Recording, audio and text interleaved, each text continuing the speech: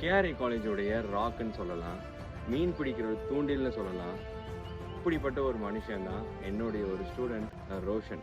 So இந்த ரோஷன் அப்படின்ற ஒரு கேரக்டர் வந்து என் லைஃப்பில் எனக்கு கிடைச்ச ஒரு மிகப்பெரிய லெசன். எனக்கு ரொம்ப ஃபேவரட்டான பெட்டுன்னு சொல்லலாம்.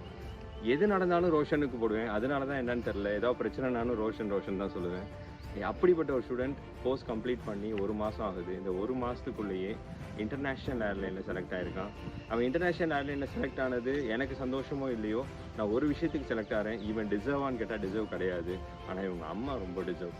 ஸோ இவங்க மதர் வந்து அவங்க பட்ட கஷ்டமாக இருக்கட்டும், அவங்க அப்பா கூட எனக்கு அந்த அளவு தெரியாது. அவங்க அம்மா அழுத அழுகைக்கும், அவங்க அம்மா அழுத அந்த கண்ணீருக்கும் இன்றைக்கி அவங்க விட்ட ஒவ்வொரு கண்ணீரும் ஒவ்வொரு பெண்ணியாக சேலரியில் செலக்ட் ஆகிருக்கான். அந்த அளவு ரொம்ப ஒரு ப்ரீஷியஸான ஸ்டூடெண்ட். இப்போ அந்த பையன் பெங்களூர் ஏர்போர்ட்டில் ஒரு ஸ்டாஃபாக செலக்ட் ஆகிருக்கான். அது என்னுடைய மிகப்பெரிய ஒரு சொத்துன்னு சொல்லலாம்.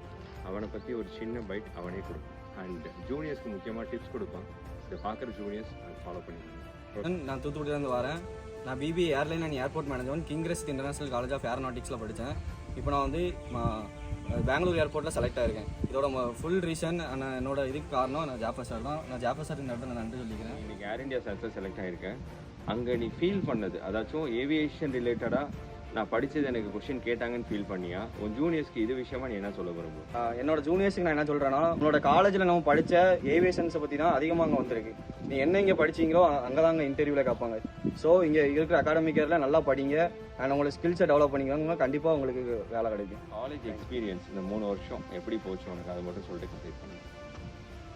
இந்த 3 வருஷம் எப்படி போணுச்சுன்னு பார்த்தீங்கன்னா, அது என்னால் வார்த்தையால் சொல்லவே முடியல. அவ்வளோ ஒரு இதாகவே போணுச்சு. எப்படி சொல்கிறது, நிறையா லேர்ன் பண்ணிக்கிட்டேன். நான் இப்போ வேறு ஏதாட்டு ஒரு இதில் படிச்சிருந்தா கூட இவ்வளோ லேர்ன் பண்ணிக்க மாட்டேன். நிறையா லேர்ன் பண்ணிக்கிட்டேன்.